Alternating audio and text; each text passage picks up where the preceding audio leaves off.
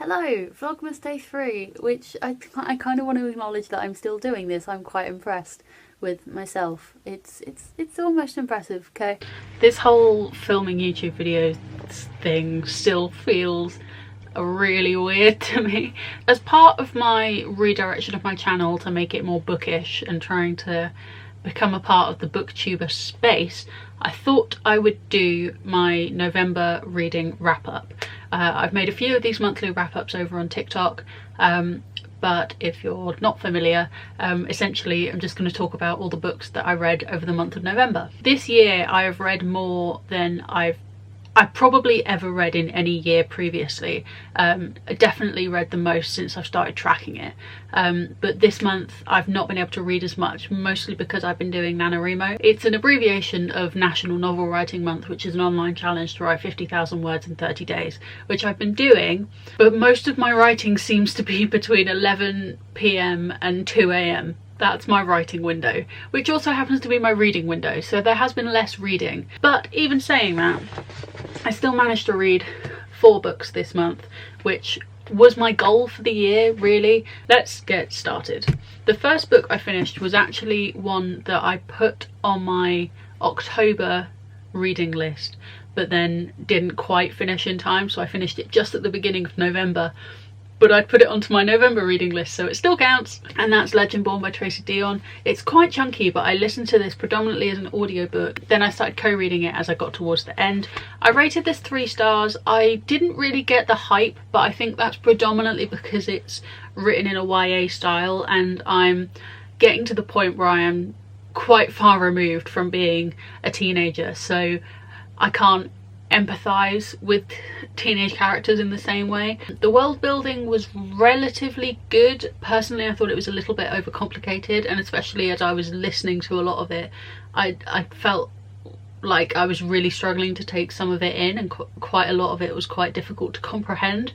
It all just about came together in the end, but there was so much terminology, so many characters to remember who was associated with who, that it just took longer than it should have to sink into my brain. But I did find the ending really intriguing, so I will be trying to get my hands on the sequel, which is called Bloodmarked. The next book I read was one of my most anticipated books for the month. I don't need to mount any suspense. It was Iron Flame by Rebecca Yarros, which is book 2 in the Empyrean series, which is the sequel to Fourth Wing, which, if you are involved in the book community in any way, shape or form, you will know that Fourth Wing absolutely blew up this year. And amongst the people I follow, it's got quite a lot of mixed reviews. It seems to be quite polarising. People will either rate it 5 stars and say it's one of the best books they ever read, or they will say this is just another fantasy book and it's a below average fantasy book. There are much better fantasy books out there.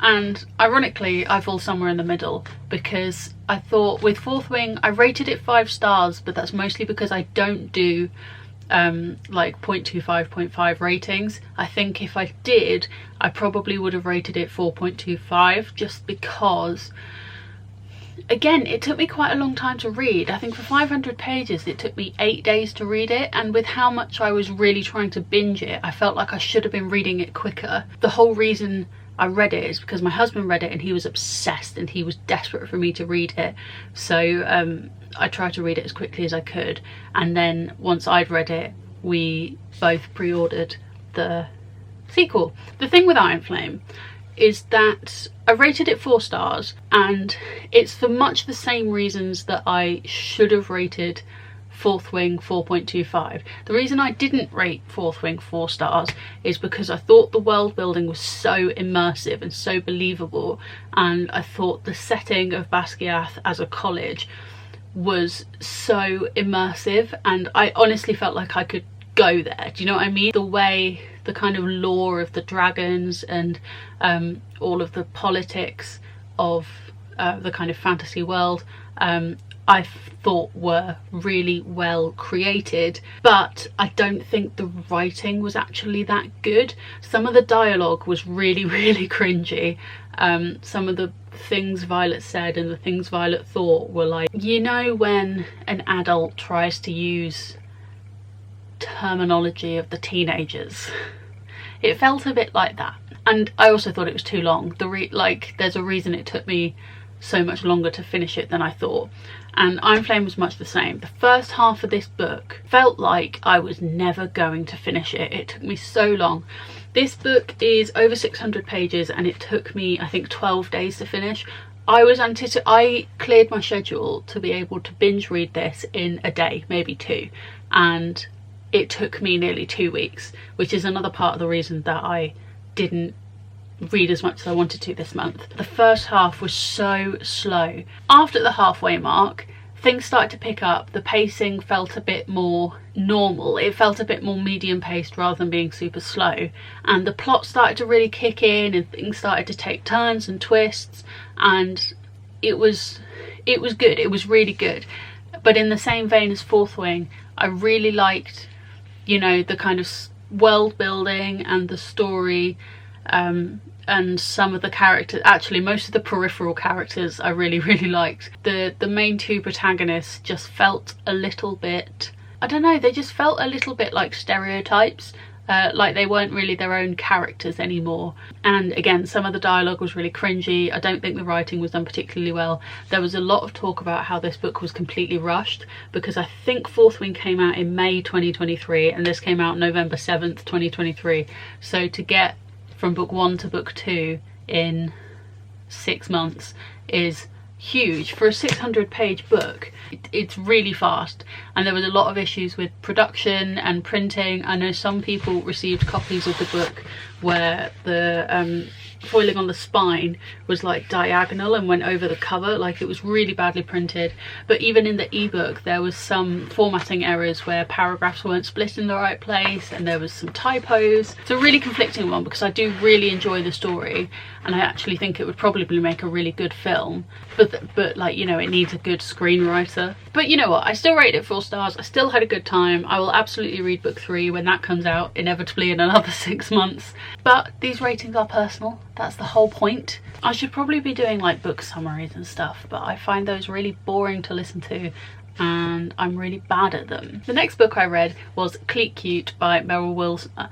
This was another one that was on my October TBR, my October reading list, but I didn't get around to it in time. I think I was about 30% of the way through by the end of October, so my hope was that I would finish it before Iron Flame came out on the 7th of November, but I didn't quite get there in time, so I finished it after I finished Iron Flame. I put it on pause for a little while, and this was everything I needed after Iron Flame. It was relatively short, really easy to read, contemporary sports romance about 2 soccer players. I keep wanting to call it football because in England we call it football, but they're American and it's an American-based story, so they all call it soccer. But you know, 2 women's soccer players who inevitably fall in love because it's a romance story, but it was heartwarming. I loved Phoebe and Grace as protagonists. I thought they were really immediately believable. I felt like I didn't need to go through the getting to know them period as characters because they just immediately felt like whole people, and I don't know how else to describe that. And the other thing is that kind of towards the last 25% mark, it suddenly had disability rep. There were neurodiverse characters in this, and I thought they were done so well. I rated it 4 stars. I really enjoyed it, and this is the Afterlight special edition, so it's got these beautiful sprayed edges. And then the other book that I managed to finish off after Iron Flame was The Cruel Prince by Holly Black. This is another one that I predominantly listened to on audio, but then my sibling gave me this physical copy for my birthday, so then I started co-reading it, which I really enjoy because when I've got a physical copy I can listen to it faster, so I can get through it quicker, and it feels like productive reading. Do I need to apply productivity to reading? Absolutely not, but it's who I am as a person and I can't help it. The Cruel Prince, essentially, is about a character called Jude whose twin sister Taryn and older sister Vivian are brought into, they literally call it fairyland. Sounds a bit Disney, but whatever. And it's about their lives as mortals in an immortal world, and Jude's perspective on what she wants from her life and her future. I thought it was quite well done. The world building was relatively good. Some of it I found was glossed over a little bit and didn't quite make sense to me, but I haven't read a ton of fae-based fantasies, so I think if you're someone who's read more of those and is more familiar with the concept, I suppose, it would probably be more immersive. I thought Jude as a main character was incredibly unhinged, potentially again being another YA thing. I think she's meant to be 17, so again, might be because I'm slightly removed because I am a decade older than the main character, which makes me feel incredibly old. I enjoyed it. I thought the audiobook was good. I enjoyed the co-reading experience, and I'm hoping to pick up the rest of the trilogy in a little book shopping adventure I'm going on at the end of this week. I don't know if I've described any of these books very well at all. Even if I didn't read as much as I wanted to, I did write 50,000 words, so at least there's that. So this is everything I read in November. I have given myself the delusion that I'm going to read about 16 books in December. My TBR is the same kind of categories of 8 books that I usually do, but I've also got loads of other books that I've said I want to read before the end of the year, so we'll see how that goes. If you are a reader, I'd love to hear about what you've been reading. If you're a reader that tracks your reading on Storygraph, I will leave a link below to my Storygraph profile if you want to add me or follow me or however that works. Thank you so much for watching, and I'll see you tomorrow for another video. Bye!